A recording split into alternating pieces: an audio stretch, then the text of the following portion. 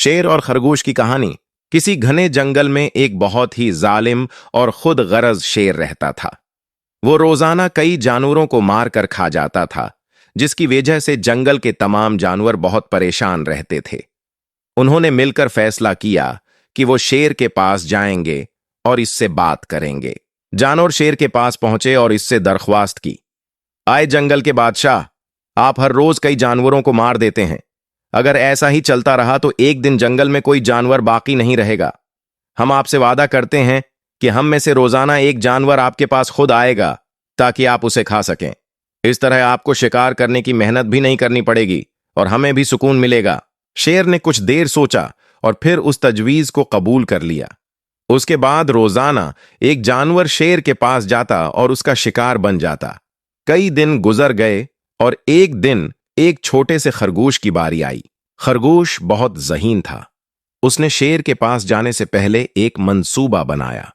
वो जानबूझकर शेर के पास बहुत देर से पहुंचा। शेर भूख से बेताब हो रहा था और जब खरगोश को ताखीर से देखा तो गुस्से से लाल पीला हो गया। शेर ने गुरज कर पूछा, तुम इतनी देर से क्यों आए हो? मैं तुम्हें अभी जिंदा निगल जाऊंगा। खरगोश ने आजिजी से कहा, बादशाह सलामत, मेरी कोई गलती नहीं है। मैं वक्त पर ही आपके पास आ रहा था, लेकिन रास्ते में मुझे एक और शेर मिल गया। उसने मुझे रोक लिया और कहने लगा कि वो इस जंगल का बादशाह है। मैंने उसे बताया कि इस जंगल का बादशाह तो आप हैं। इस पर वो बहुत नाराज हुआ और कहने लगा कि मैं उस जंगल के बादशाह को अभी सबक सिखाता हूं। शेर ने जब ये सुना तो उसकी आंखों में गुस्से की आग भड़क उठी। वो बोला, ये कैसे हो सकता है? इस जंगल का बादशाह तो सिर्फ मैं हूं। मुझे फौरन इस दूसरे शेर के पास ले चलो ताकि मैं उसे दिखा सकूं कि असल बादशाह कौन है। खरगोश शेर को एक पुराने और गहरे कन्वे के पास ले गया और बोला, बादशाह सलामत। वो शेर उसी कन्वे के अंदर रहता है। शेर ने कन्वे के अंदर झांका।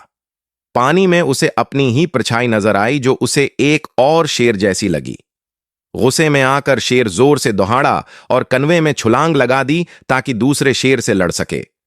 लेकिन कन्वा बहुत गहरा था और वो इसमें गिरकर डूब गया। इस तरह खरगोश ने अपनी जहानत से जालिम शेर से जंगल के तमाम जानवरों को नजात दिलाई। इस दिन के बाद से जंगल में सब जानवर खुशी खुशी रहने लगे।